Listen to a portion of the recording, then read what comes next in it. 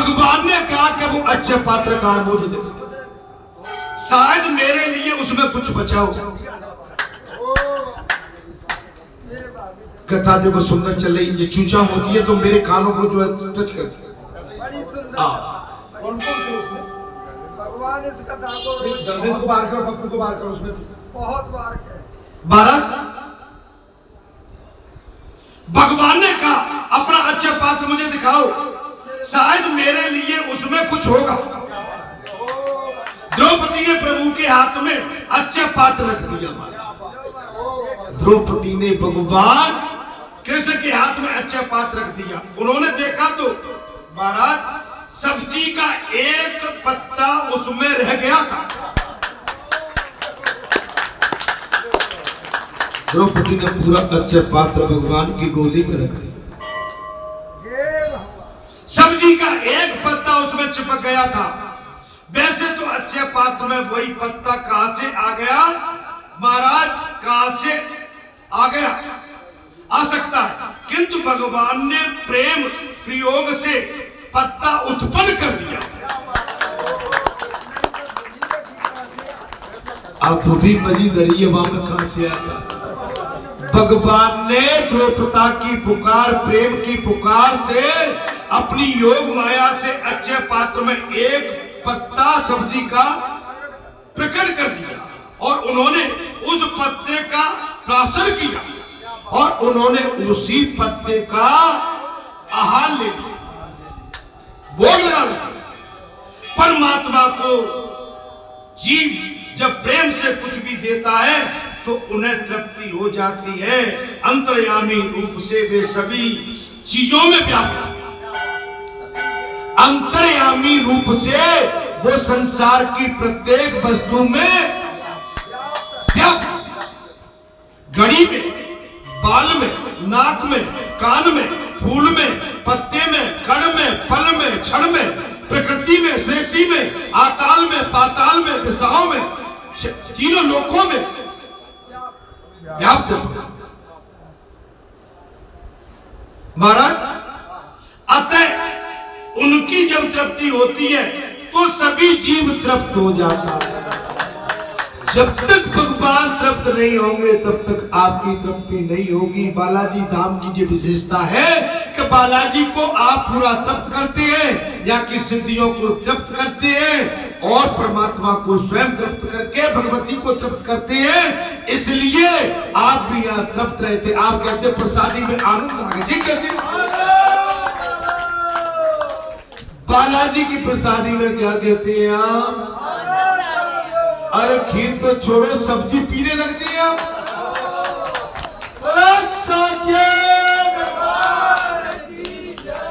तो स्वाद कब आता है? जब प्रेम से आप कोई काम करते हैं, तब आप निष्कपट, निश्चल, निष्पाप और त्याग वैराग से, साधना से जब आप प्रसादी भंडार बनाएंगे अपने रसोई भंडार में, तो भगवान उसमें प्रकट हो जाए।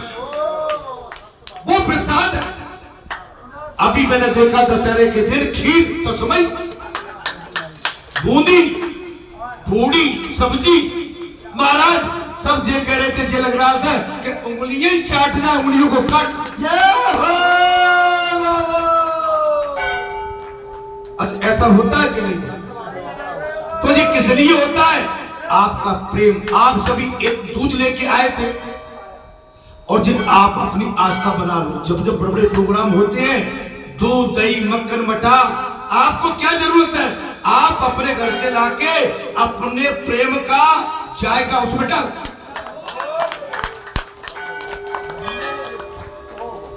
आप 400 आदमी है, 1-1 किलो दूध भी लाएंगे तो 4 कुंटल हो गया। जैसे कहीं किसी से मांगना ही नहीं पड़े।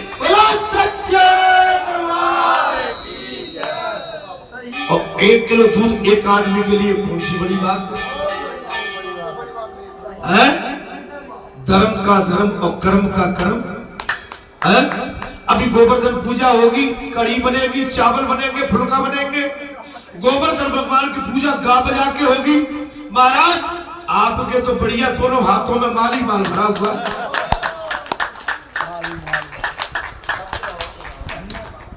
सुंदर छाया कर दी है, बहुत बढ़िया, ठंडक है। कितनी ठंडक है। बहुत बढ़िया। आप वृक्षों को देखो, बिल्कुल हरे भरे हो गए, ग्रीन, एकदम टोटल हरे। आप देखिए, आनंद मत। ये आपका प्रेम है। माने प्रेम से परमात्मा प्रकट होते हैं। आप प्रेम से भगवान को पुकारेंगे तो आपके आंगन में बालाजी क्या स्वयं ब्रह्म खेलेंगे।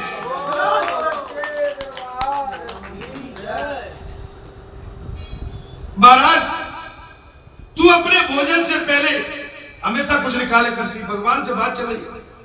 भगवान ने कहा, साफ कह दिया, द्रौपदी ने प्रमुख से अच्छे पात्र रख दिया महाराज। और भगवान तो अंतर्यामी ठहरे, अतः उनकी जब तृप्ति होती है तो सभी की जीव की तृप्ति हो जाती है।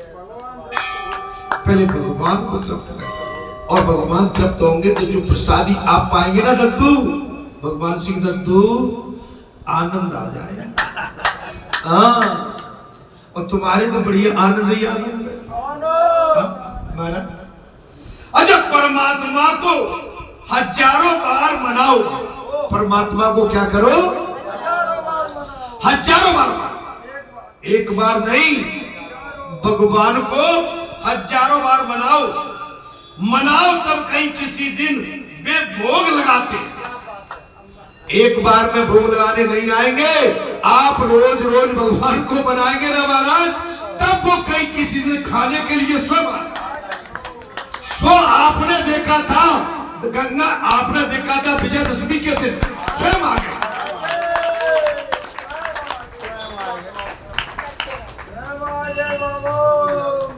विजयदशमी के दिन साफ कह दिया, बोले अब क्या जरूरत पड़ी, अब तो हमने सब स्वीकार कर लिया। अब आप पता लगा, कन्हैया को रोज रोज भोग लगाओगे, किसी दिन कुछ भी वे ग्रहण करेंगे तो भी तुम्हारा बेड़ा पार हो जाएगा। परमात्मा को अल्प मात्र में भी भोजन कराओगे तो सारे महाराज, तो सारे जगत को भोजन कराने का पुण्य मिलेगा। भगवान को भोजन कराना, अपने भोजन करने से पहले नित्य भगवान को भोजन निकालना, उनके सामने उनको कराना, तो आप ये समझ लेना कि पूरे संसार को भोजन करा रहे।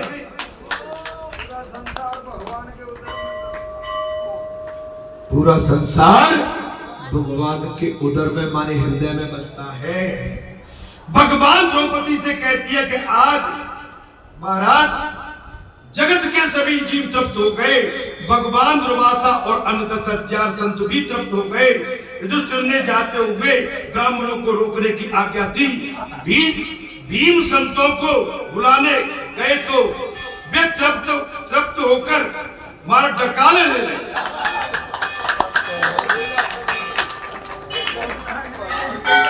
धर्मराज जी ने कहा कि चले जाओ, संतों को बुला लाओ भोजन के लिए। तो जितने भी संत थे, गंगा जी के स्नान करते समय भगवान ने जो एक पत्ता अपनी तृप्ति के लिए लिया था, सभी का भोजन पूर्ण आहार हो चुका था। सारे टकारे ले रहे, वे भोजन करने के लिए आने का नाम ही नहीं ले रहे। वे भोजन के लिए आने को तैयार नहीं थे। दुर्वासा ने सोचा कि ये काम श्री कृष्ण का ही हो सकता है।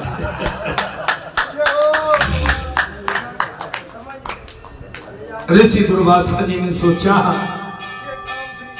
ये काम भगवान श्री कृष्ण का ही हो सकता है। अर्थात उन्होंने भीम से पूछा कि कहीं द्वारका से श्री कृष्ण तो नहीं आ गए?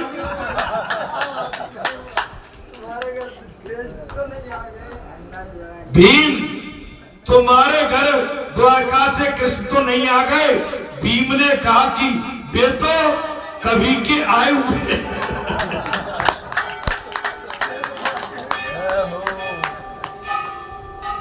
बोले वो तो बहुत देर हो गई आए हुए। और द्रौपदी ने बातचीत कर रहे हैं, वो इस समय वो द्रौपदी से बातचीत कर रहे हैं। वे तो कहते हैं कि दुर्वासा तो मेरे गुरु है। यहाँ न कोई डर की बात है, वो तो मेरे गुरु। द्रौपदी से कह रहे हैं कृष्ण चिंता मत कर द्रौपदा, दुर्वासा तो मेरे गुरु है, सो मैं उनको आज प्रेम से भोजन खिलाना चाहता हूं। खुद करोगे करना। दुर्वासा मेरे गुरु हैं, मैं उनको प्रेम से भोजन कराऊंगा। दुर्वासा ने कहा कि श्री कृष्ण मेरे गुरु के भी ये हो बाबा। भीम से कहा दुर्वासा जी ने, अरे भीम कृष्ण तो मेरे गुरु के भी गुरु हैं, मैं उनका गुरु नहीं हूं, मैं मेरे गुरु हूं। मैं बोले उनका गुरु नहीं हूं। अब मुझे भोजन करने की कोई आवश्यकता, अब भगवान आ गए, अब मुझे भोजन करने की कदापि आवश्यकता नहीं है।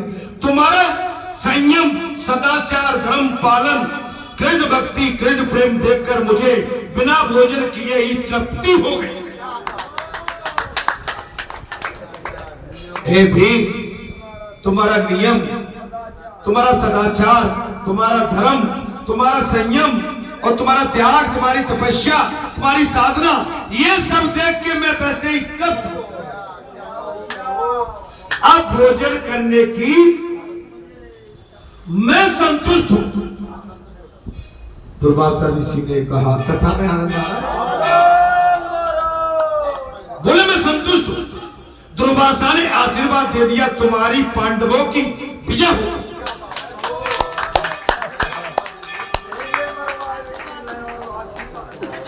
हाँ, दुर्योधन मरवाने के लिए, लेकिन या उल्टा पासा पड़ गया, दुर्योधन नहीं या दुर्वासा करे तुम्हारी विजय होगी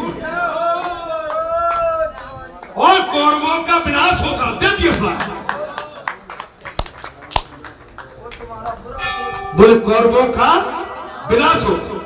बड़े भैया सेवा दुर्योधन ने की और आशीर्वाद आपने हमको दे दिया। बड़े भैया भीम कह रहे हैं, बड़े भैया सेवा दुर्योधन ने की, आशीर्वाद आपको मिला। महाराज शंकर स्वामी कहते हैं कि यदि जीव और ब्रह्म एक न हो तो श्री कृष्ण पत्तों का प्रदान करें प्रेम से, और दुर्वासा तृप्त हो गए। ऐसे कैसे हो सकता है? जीव और ईश्वर का भेद महाराज आभास मात्र है और तत्व एक है। तत्व तो एक ही है। जीव और ईश्वर में किसी तरह का कोई अंतर नहीं है, केवल आभास मात्र है। लेकिन जीव तत्व तो एक है। भगवान के स्वागमन और युद्ध वंश के विनाश का समाचार सुनकर दुष्ट ने स्वर्ग रोहण का निश्चित कर लिया। भगवान चले गए तो हम भी चले। भगवान चले गए। धर्मराज ने कहा, अब हमारी रहने की जरूरत क्या है? परीक्षित को राज सिंहासन दे दिया। धर्मराज युधिष्ठिर ने परीक्षित को राज सिंहासन दे दिया और पांडवों ने द्रौपदी को साथ लेकर स्वर्गरोहण के लिए हिमालय की दिशा में प्रस्थान किया। केदारनाथ में उन्होंने भगवान शिव की पूजा की। भगवान केदारनाथ में पांडवों ने पूजा की। जीव और शिव का मिलन हुआ और उसके आगे महाराज निर्वाण पंथ है। पांडवों ने वही रास्ता लिया। चलते चलते सबसे पहले द्रौपदी का पतन हुआ।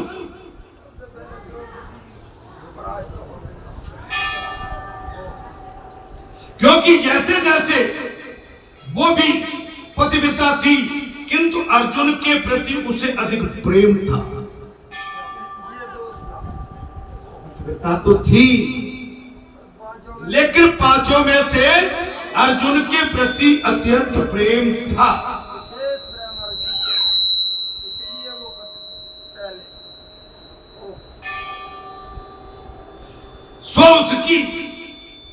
वो उसकी ओर पक्षपात का भाव रखती थी, इसलिए उसका पतन हुआ।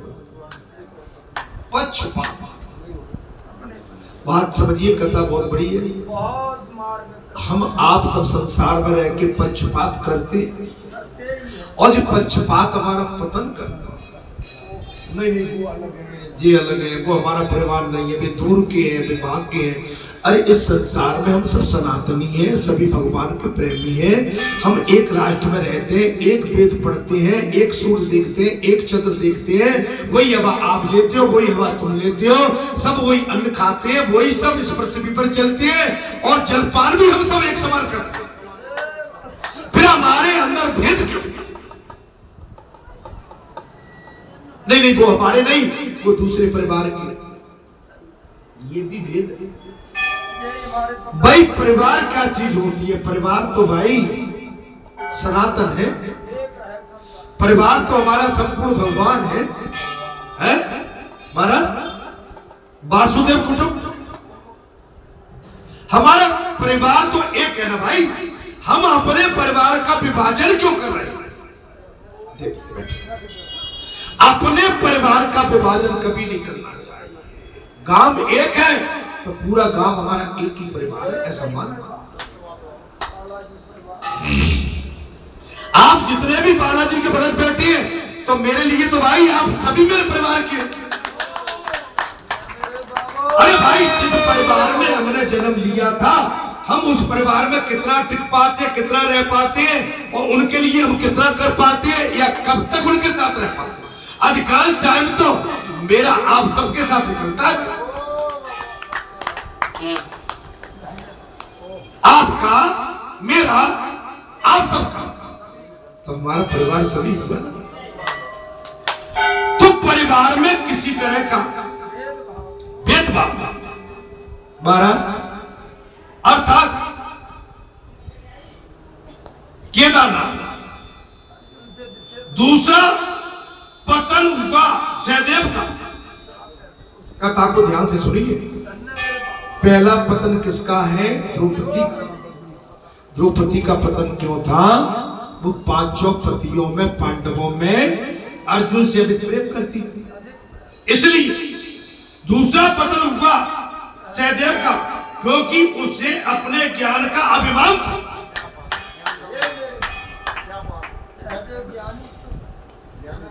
दूसरा पतन किसका हुआ? इतनी विस्तार से किसी ने कथा सुनाई क्या?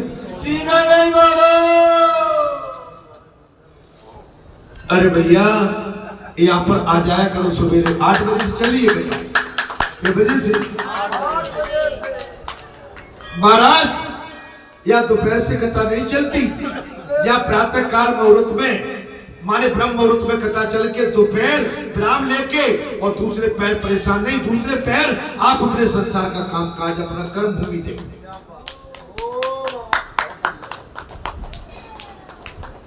महाराज, दूसरा पतन सहदेव का, ज्ञान का अभिमान।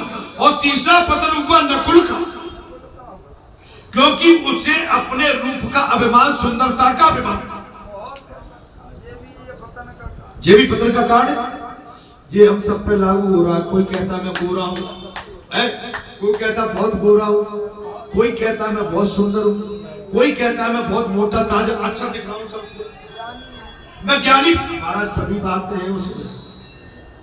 अभी बात चल रही है सुंदरता की, तो अभी ज्ञानी बात तो खत्म हो गई, अब सुंदरता की बात आ गई। महाराज, सुंदरता पर भी इठलाओ मत। जे आज इस पे अभिमान किया है, कल ये सुंदरता आपको नहीं मिलेगी। हाँ महाराज। फिर पतन हुआ अर्जुन का, क्योंकि उसे अपने बल का अभिमान था।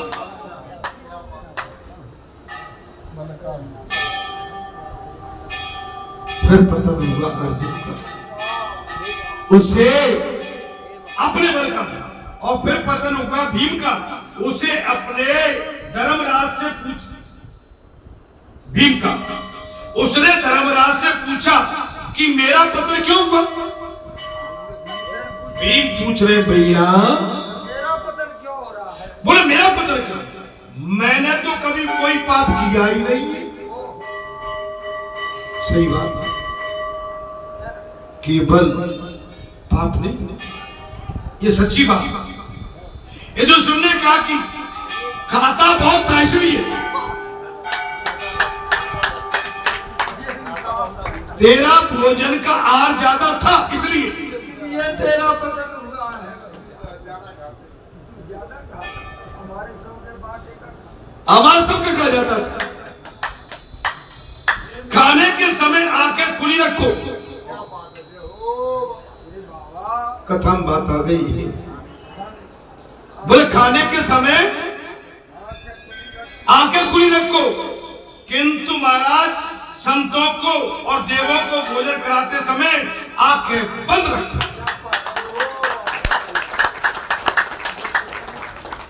संतों को और भगवान के देवालय को भोजन कराते समय आंखें बंद रखो। धर्मराज अकेले आगे बढ़ने लगे, ये सब चले गए, अब केवल धर्मराज बचे। धर्मराज युधिष्ठिर आगे बढ़ने लगे। धर्मराज की परीक्षा करने के लिए यमराज पुत्र का रूप लेकर उनके पास आ गए।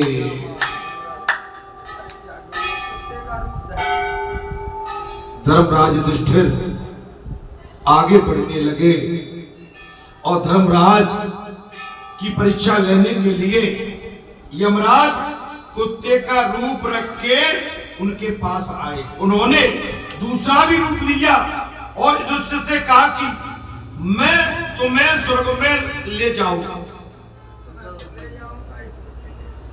मैं तुम्हें तो ले जाऊंगा, किंतु तुम्हारे पीछे पीछे कुत्ता मेरे बाबा, उसे स्वर्ग में प्रवेश नहीं मिलेगा। तुम्हारे पीछे पीछे जो कुत्ता आ रहा है उसे प्रवेश नहीं मिलेगा। यमराज ने कहा उसे प्रवेश नहीं मिलेगा। तो जो सुनने का कि जो मेरे साथ कुत्ता चला आ रहा है उसे मैं अकेला नहीं छोड़ूंगा। अब मेरे पीछे जो कुत्ता परीक्षा चल रही, परीक्षा में पास हो, तो मैं उसे नहीं छोड़, या नहीं छोड़ू, उसे छोड़कर मैं स्वर्ग में नहीं जा सकता। मैं अपने साथ कुत्ते को भी ले जाऊंगा। 7 कदम चलने के बाद महाराज 7 कदम 7 चलने वाला मित्र बन जाता है। अगर थोड़ी देर में कोई साथ आ जाए वो मित्र बन जाता है। धर्मराज संदेह स्वर्ग में गए और तुकाराम भी सभी को राम राम करते हुए स्वर्ग में चले गए। ऐसा कहते हुए वे स्वर्ग में गए हैं। मीराबाई भी संदेह स्वर्ग में गई। शरीर साथ स्वर्ग में चली गई। वे द्वारकाधीश में समा गई थी और लीन हो गई थी।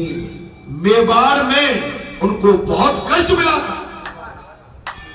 मीराबाई को मेवाड़ वासियों ने बहुत पीड़ा दी थी। उन्होंने मेवाड़ छोड़ दिया था। शकर उन्होंने मेवाड़ छोड़ दिया और उनके जाने के बाद मेवाड़ बहुत दुखी हुआ है। मीराबाई ने जब मेवाड़ छोड़ा, कथा में मोड़ आ गया, बहुत दुख हुआ। मेवाड़ वासियों को मीराबाई के जाने के बाद बहुत पीड़ा होने लगी। वही यवनों का महाराज आक्रमण हुआ है और राणा जी ने सोचा कि मीरा फिर मेवाड़ आए तो देश सुखी हो जाएगा। महाराज राणा जी ने सोचा यदि मीरा भाई द्वार आ जाए तो हमारा देश सुखी हो जाएगा। राणा जी ने ब्राह्मणों को और भक्तों को मीरा को बुलाने के लिए भेजा।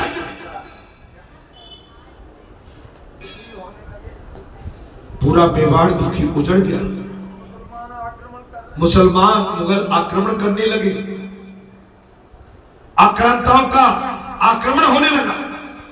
मीरा ने उनसे कहा, कल यदि मेरे द्वारकानाथ की अनुज्ञा मिलेगी तो मैं आपके साथ जाऊंगा। मेरे द्वारकानाथ मुझे आज्ञा दे रहे। मेरे द्वारकानाथ यदि मुझे आज्ञा देंगे तो मैं आपके साथ आऊंगी। अगले दिन मीरा ने दिव्य श्रृंगार किया। दूसरे दिन मीरा ने अद्भुत श्रृंगार किया। वे आतुर थी कि आज उन्हें अपने गिरधर गोपाल से, अपने प्राण प्रिय श्री कृष्ण से मिलना है। मुझे संसार से, मेवाड़ वासियों से नहीं, मुझे आज अपने गिरधर से मिलना है। मैं इस संसार में अब रहना नहीं चाहता। श्रृंगार कर लिया, भगवान को अपना पति मान लिया। मैं इस संसार में रहना नहीं चाहता। कृपा करो मेरे नाथ। कीर्तन के साथ साथ वे नर्तन भी करने लगी, नृत्य करने लगी। आज उनका अंतिम कीर्तन था।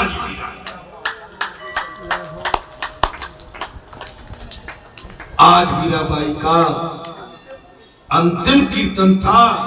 द्वारकानाथ ने उनको अपने हृदय से लगा लिया। मीरा देह द्वारकाधीश में विलीन हो गई। भगवान श्री कृष्ण ने मीराबाई को निगल लिया, अपने शरीर में समा लिया। बताइए, ऐसे भी भक्त और भगवान को देख लिया। ताइनेबाजी से काम नहीं चलेगी। किसी की द्वेष करना, कलेश करना, भक्तों से, पंचों से, महापुरुषों से, दिव्य पुरुषों से आप अगर द्वेष रखते हैं तो एक दिन ऐसा आता है जैसे मेवाड़ वासी दुखी हुए।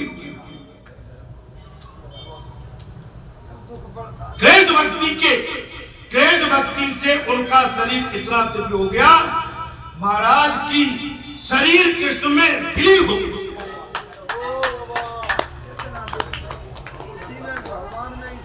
भगवान में समा गई। आत्मा और परमात्मा का मिलन कोई आश्चर्य की बात नहीं है। ये कोई आज की बात नहीं है, अनादि की बात है। किंतु कृष्ण प्रेम से जड़ शरीर भी महाराज चैतन्य बनता है और चैतन्य में विलीन हो जाता है। अर्थात दिव्य पुरुष शरीर परमात्मा में भी क्या मिलता है? प्रायण और मरण में भेद है। प्रायण एवं मरण में अंतर है। अंतिम सांस तक निष्कर्म करता रहे उसका प्रायण कहा जाएगा, उसे प्रायण कहते हैं। अंतिम समय में कर्म करते रहो भगवान। बस अर्थात मलिन अवस्था में हाय हाय करता हुआ दे छोड़े उसे मर गए। अंतिम अवस्था में भी हाय राम, मेरा वो काम तो खराब नहीं है, मेरा काम तो खराब है, मेरा नाती, मेरा बेटा, मेरा वो, अब मैं किसी कुछ भाई में नहीं कहना चाहता हूं। अब से हटो। अब ये जंजाल अपने बाल बच्चों के गले में डालो।